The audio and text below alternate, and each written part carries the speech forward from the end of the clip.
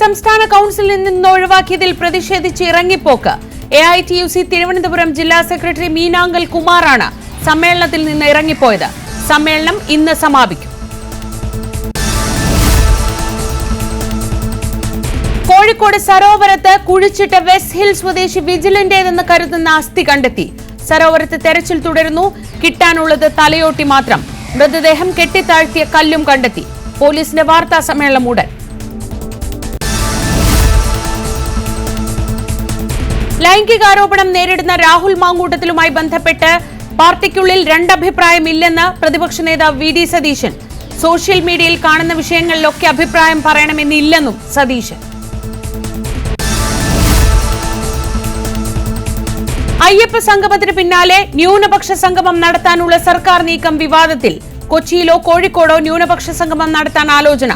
മതാടിസ്ഥാനത്തിൽ സംഗമം നടത്തുന്നത് തെരഞ്ഞെടുപ്പ് ലക്ഷ്യമിട്ടെന്ന് പ്രതിപക്ഷ നേതാവ്. എല്ലാ ജാതികളുടെയും ഉപജാതികളുടെയും സമ്മേളനം നടത്തണമെന്നും VD സതീശൻ.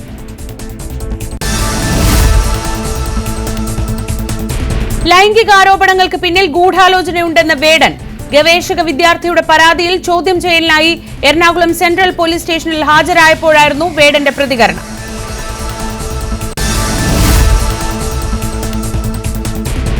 പോലീസ് എടുത്തത് വ്യാജ കേസ് എന്ന് തെളിഞ്ഞിട്ടും ഉദ്യോഗസ്ഥനെതിരെ നടപടിയെടുക്കാതെ സർക്കാർ.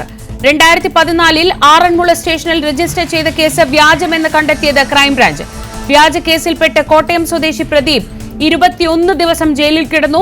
ആറന്മുള CI ദിലീപ് ഖാനെതിരെ ക്രൈംബ്രാഞ്ച് ADGP അച്ചടക്ക നടപടി ശുപാർശ ചെയ്തിട്ടും നടപടിയില്ല.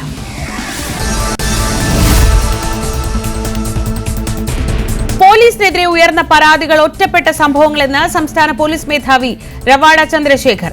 ജനങ്ങൾ പോലീസിനൊപ്പം. പരാതികൾ പോലീസ് കംപ്ലയിന്റ് അതോറിറ്റി പരിശോധിക്കുന്നു. മറ്റ് അന്വേഷണങ്ങളുടെ ആവശ്യമില്ലെന്നും DGP Q18-ൽ.